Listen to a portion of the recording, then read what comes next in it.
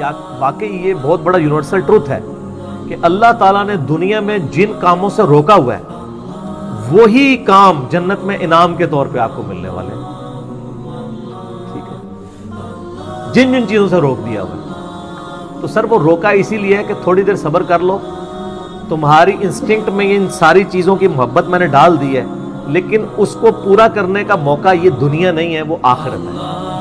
دنیا میں میری مان کے نا اپنی انسٹنکٹ کے خلاف چلو, تھوڑی دیر کے لیے صبر کر لو, روزہ کھل جائے گا. یہ دنیا میں بھی ہم نے ایک بڑا روزہ بھی رکھا ہوا ہے جس میں ہم نے حرام سے بچنا ہے, اور اس کی افطاری جنت میں ہوگی. روزے کے دوران آپ کھا پی سکتے ہیں, تو روزے کے بعد کھاتے پیتے کیوں ہیں؟ اس لیے کھاتے پیتے ہیں کہ بس اب وہ اللہ نے جو آزمائش تھی وہ ختم کر دی.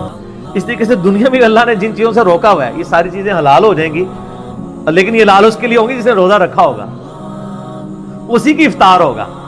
کھوجے کا تو نہیں ہوگا, اس کی تو پھینٹی لگ جائے گی. اسی لیے میں کہتا ہوں دنیا آپ اللہ کی مرضی کی گزاریں, آخرت آپ کی مرضی کی ہوگی.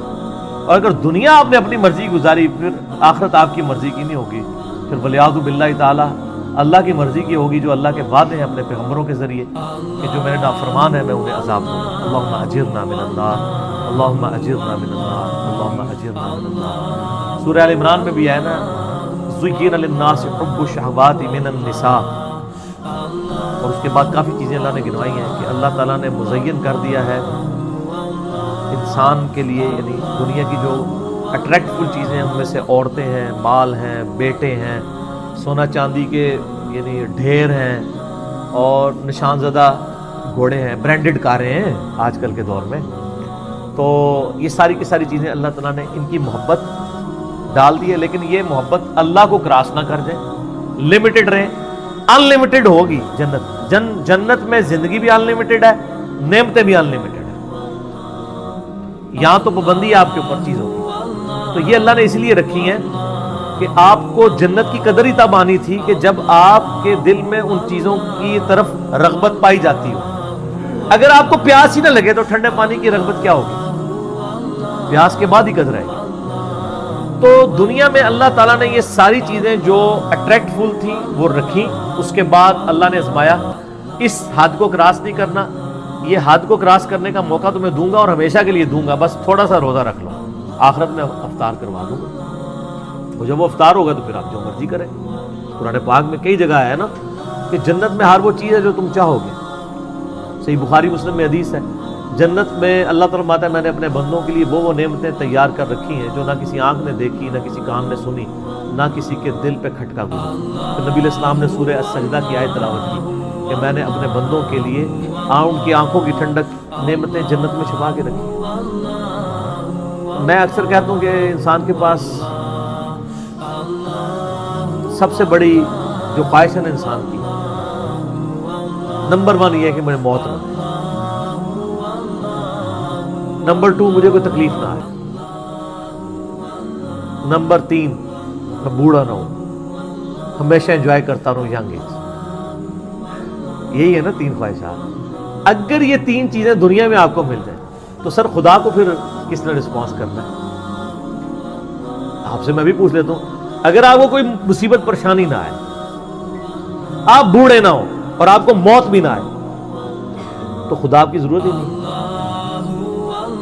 اور خدا میں یہی کوالٹیز ہیں کہ اس کو موت نہیں آتی ہے, اس پہ کبھی زوال نہیں آتا, اس لیے خدا کسی کا محتاج نہیں ہے.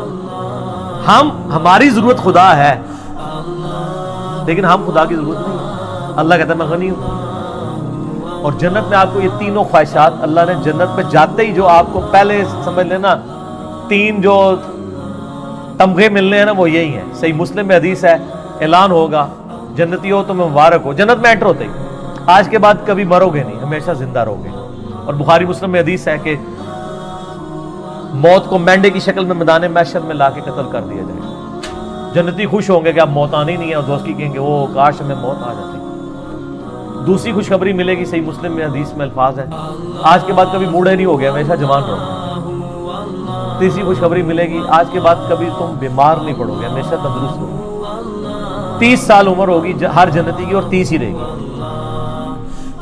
اور چوتھی خوشخبری اتنی بڑی ہے کہ آج کے بعد اللہ تم سے ناراض نہیں ہوگا, ہمیشہ ہی راضی رہے گا. یعنی جنت میں جو مرضی کرو ناراضگی اللہ کی ہو ہی نہیں سکتی، کیونکہ جنت میں یہاں شراب حرام ہے، وہاں شراب جائز ہے. آپ کون سی نافرمانی دنیا میں سوچ سکتے ہیں، وہ جنت میں آپ کو گارنٹی دیتا ہوں آپ کر سکتے ہیں. تو اللہ نے کہاں سے ناراض ہونا ہے؟ نماز ہی کوئی نہیں. آپ کہیں گے نا دنیا میں سب سے بڑی نافرمانی ہے کہ میں نماز سب چھوڑ دیں، جنت میں کوئی نماز نہیں ہے. کوئی کہتا ہے شراب سب سے بڑی ہے تو پیئیں سر جتنی مرضی پیئیں. کوئی کہتا ہے عورت کی طرف رغبت ہے تو سر جتنی مرضی عورتیں، ٹھیک ہو گئی. لیکن یہ روزہ ادھر رکھنا پڑے گا، اور یہ اللہ تعالیٰ نے ویسے آزمائش میں ڈالا ہے، اس میں کوئی شک نہیں. صحیح مسلم میں حدیث ہے کہ نبی علیہ السلام فرماتے ہیں اللہ تعالیٰ نے جنت کو ناگوار چیزوں سے ڈھانپ رکھا ہے. جنت تک پہنچنے کے لیے بڑی ناگواری آپ کو ہوگی، اور دوزخ کو خوشنما چیزوں سے ڈھانپ رکھا ہے. یعنی دوزخ کے اوپر تو کڑگا لگا ہوا ہے، ہر بندے ادھر بڑھے گا، اور جنت والا بندہ سوچے گا 10 بار یار بڑا اوکھا ہے، ایک کون کر سکتا ہے. یہ حدیث مسلم شریف میں. اس کی ایکسپلینیشن ایک حدیث ہے ابو داؤد میں، سنن نسائی کے اندر، سنن ابن ماجہ میں، بڑی ڈیٹیل حدیث ہے. یہ ساری حدیثیں آپ کو مشکات کی تیسری جلد میں جنت والے چیپٹر مل جائیں گی. وہ بڑی مزے کی حدیث ہے کہ اللہ تعالیٰ نے جب جنت کو پیدا فرمایا نا تو حضرت جبرائیل کو کہا ذرا جنت دیکھ کے آؤ. وہ آئے اور کہتے ہیں یا اللہ کیا بات ہے، مجھے تو نہیں لگتا کوئی بندہ سر دھڑ کی بازی نہ لگا رہے جنت میں پہنچنے کے لیے. مجھے لگتا ہے یہ سارے لوگ ہی جنت میں پہنچ جائیں گے کیونکہ جگہ ہی بڑی زبردست ہے. اللہ نے فرمایا اچھا. پھر اللہ نے جنت کو ناگوار چیزوں سے ڈھانپ دیا. دنیا میں نمازوں کی مشقت، بیوی بچے ماں باپ کے ساتھ حسن سلوک کی مشقت، حلال و حرام کے فرق کی مشقت، روزوں کی مشقت، کتنی مشقتیں ہیں، شریعت کی پابندیاں. اللہ نے فرمایا اب جا کے ذرا جبرائیل دیکھو. واپس ہے، انہوں نے کہا اللہ تیری عزت کی قسم مجھے نہیں لگتا کوئی بندہ جنت میں پہنچنے میں کامیاب ہوگا، اتنی ہرڈلز رکھ دی ہیں تو نے. اللہ نے فرمایا اچھا اب دوزخ کو دیکھو. دوزخ کے کہتے ہیں یا اللہ تیری عزت کی قسم کوئی بندہ بھول کے بھی کوشش نہیں کرے گا کوئی ایسا کام کرے کہ ادھر آئے، یہ تو بڑا عذاب ہے. پھر اللہ تعالیٰ نے دوزخ کو ڈھانپ دیا دنیا کی خوشنما چیزوں سے، اٹریکٹفل چیزوں سے، شہوات سے. کہا جبرائیل اب دیکھو. دیکھ کے انہوں نے کہا یا اللہ مجھے نہیں لگتا کوئی بندہ دوزخ سے بچ پائے، کیونکہ ہر راستہ ہی دوزخ کی طرف لے جانے والا ہے، جتنے بھی اٹریکٹفل جو ہماری انسٹنکٹ میں اٹریکٹفل.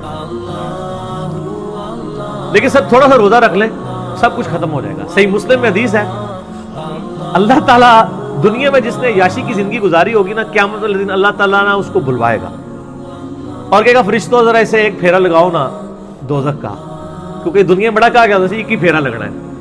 کہنے نا لوگ. سورہ فرقان میں اللہ تعالیٰ فرماتا ہے کہ دوزخ تھوڑی دیر کے لیے ہو یا زیادہ دیر کے لیے بڑی بری جگہ ہے رہنے کی. یہ مسلمان ہے جو بدماشی کے ساتھ کہتا خیر ایک پھیرا ہی لگے گا، اور حالت اس کی یہ ہے کہ موم بتی کے فلیم میں 10 سیکنڈ کے لیے یہ ہاتھ نہیں رکھ سکتا. اور بخاری مسلم کی حدیث ہے کہ آخرت کی آگ دنیا کی آگ سے 70 گنا زیادہ تیز ہے، اور جس کی یہ اوقات ہے کہ وہ دنیا کی آگ کے اوپر صرف ہاتھ نہیں فلیم کے اوپر رکھ سکتا، وہ آگ کے اندر جلنے کے لیے تیار ہو جائے. تو یہ کہانی صرف اپنے آپ کو بنائی نہیں ہے. دنیا میں کسی کہا جائے نا کہ فجر چھوڑنے میں فجر سے زور تک 10 بائی 10 کے ایسے کمرے میں آپ کو قید کیا جائے گا کہ جس میں 100 کوبرا سانپ ہوں گے، 100 بچھو ہوں گے، 100 اژدھے ہوں گے، لیکن ایک ہی پھیرا لگے گا ایک نماز کے پیچھے. فجر کے پیچھے فجر سے زور، زور کے پیچھے زور سے اثر، اور جتنے دنوں کی نمازیں ہیں اتنے دن لگے گا. کچھ سوچ سکتا ہے؟ اس لیے کہ ہم نے امیجن کیا ہوا ہے دنیا نقد ہے نا. آخر میں کہتے خیر ہو یار اینڈ تے چھاڑ ہی دے گا نا، کہانی ایڈا سوکھا کام نہیں ہے. اچھا وہ مسلم شریف کے الفاظ ہیں، اللہ تعالیٰ کا ذرا اس کو لگاؤ نا دوزخ کا ایک پھیرا جس نے دنیا میں بڑی یاشی کی ہے. جب وہ پھیرا لگا کے آئے گا نا ایک پھیرا صرف، اللہ پوچھے گا ہاں بھائی کوئی دنیا میں خیر دیکھی تو نے؟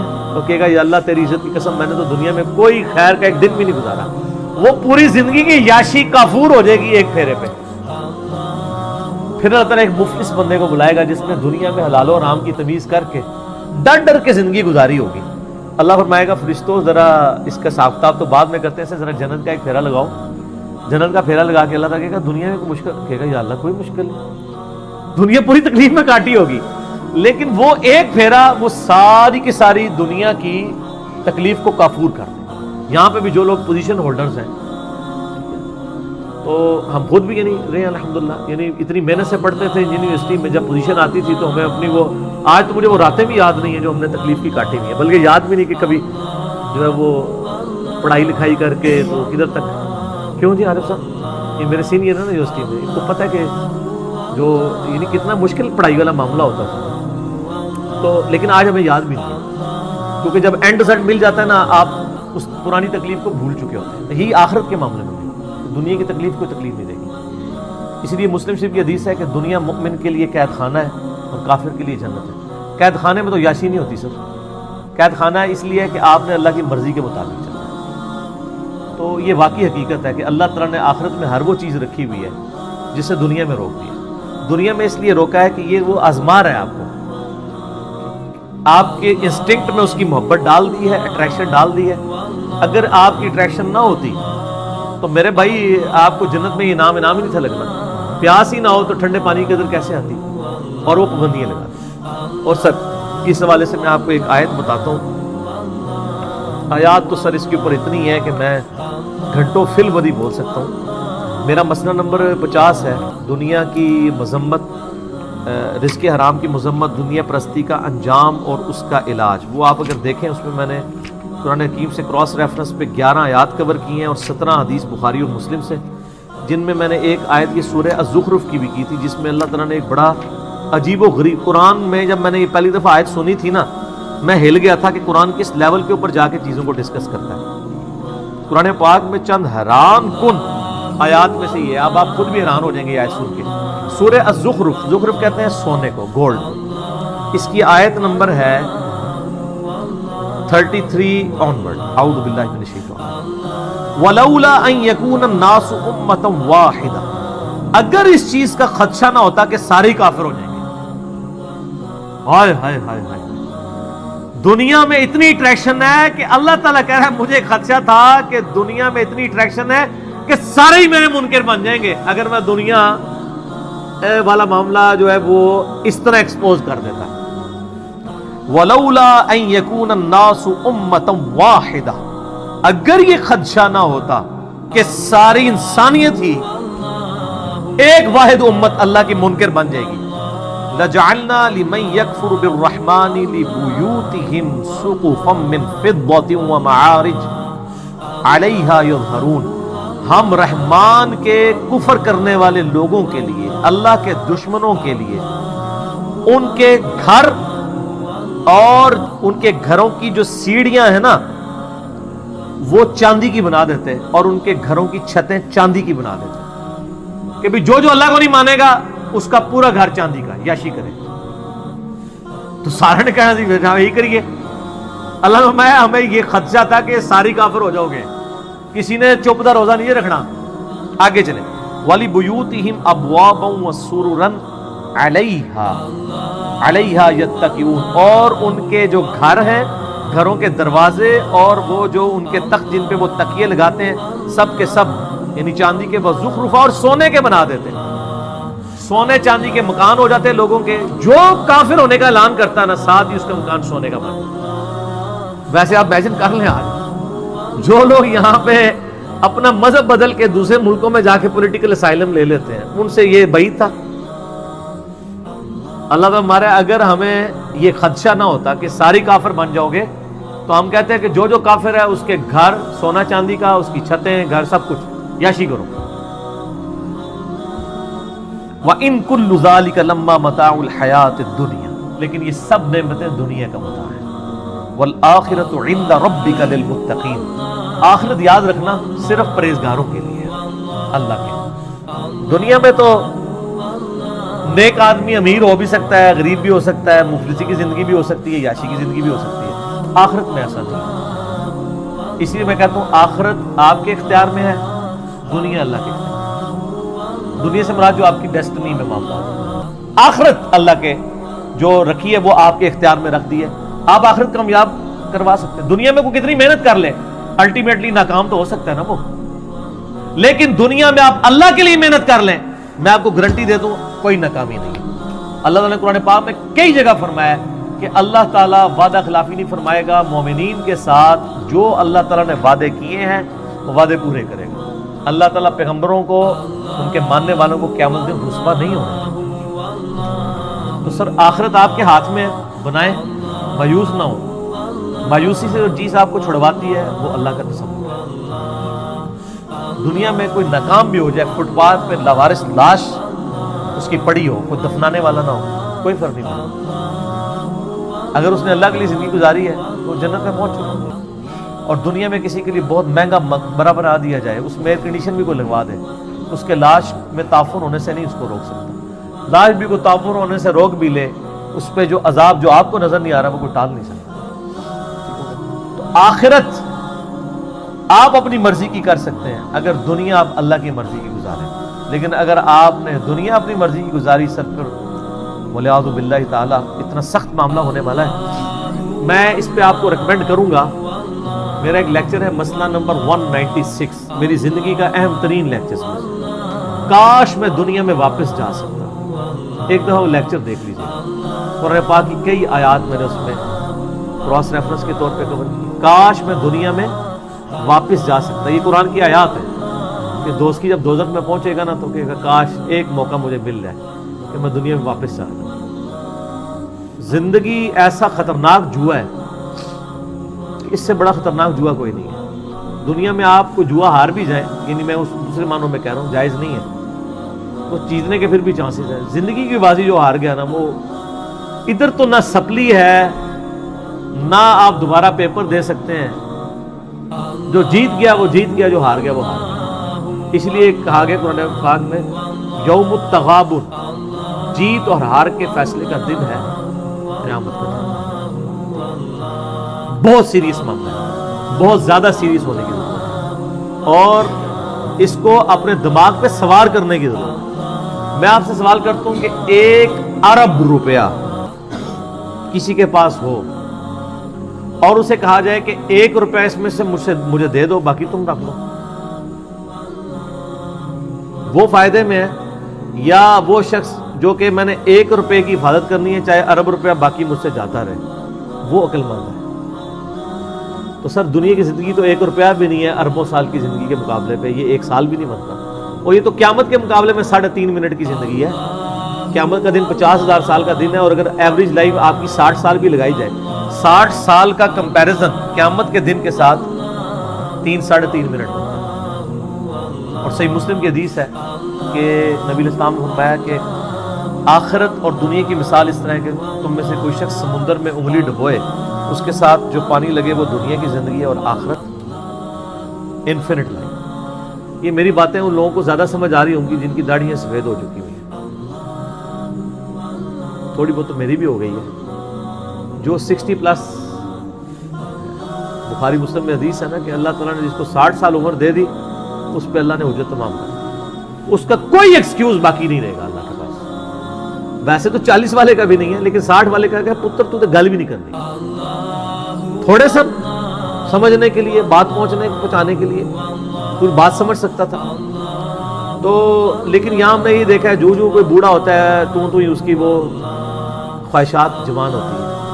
بخاری مسلم دونوں میں حدیث ہے، نبی علیہ السلام فرمایا کہ ابن آدم کے پاس سونے کی 2 وادیاں ہونا، وہ کہ ایک تیسری بھی آ جائے، اس کا پیٹ صرف قبر کی مٹی بھرے گی، اتنے سخت الفاظ۔ پھر نبی علیہ السلام کی ایک حدیث بخاری مسلم دونوں میں آپ نے تلاوت کی الہاکم التکاثر حتی زرتم المقابر، یہ آپ نے آیات تلاوت کی۔ پھر آپ نے فرمایا انسان کہتا ہے میرا مال میرا مال میرا مال، اوے تیرا مال تو وہ ہے جو تو نے کھا پی لیا یا پہن کر بوسیدہ کر لیا یا اللہ کی راہ میں خرچ کر کے آخرت کے لیے محفوظ کر لیا، باقی تو تیرے ورثاء کا مال ہے۔ آپ کا مال کون سا ہے؟ نمبر 1 جو آپ نے کھا پی لیا اور جو پہن لیا، اور تیسرا وہ جو اللہ کی راہ میں خرچ کیا، وہ آخرت میں اللہ نے 700 گنا کر کے اس سے بھی زیادہ لوٹانا ہے۔ اور ایک اور حدیث ہے، نبی علیہ السلام فرمایا انسان کے 3 دوست ہیں، جو 3 دوست ہیں، 2 دوست انسان کے قبر تک جاتے ہیں، ایک ہی قبر کے اندر جاتا ہے، وہ 2 واپس آ جاتے ہیں، اس کا مال اور اس کی اولاد، واپس اعمال ساتھ جاتے ہیں۔ بخاری مسلم میں حدیث ہے اے اللہ محمد اور آل محمد کو بس اتنا ہی دینا کہ ان کی روح اور جسم کا رشتہ برقرار ہے۔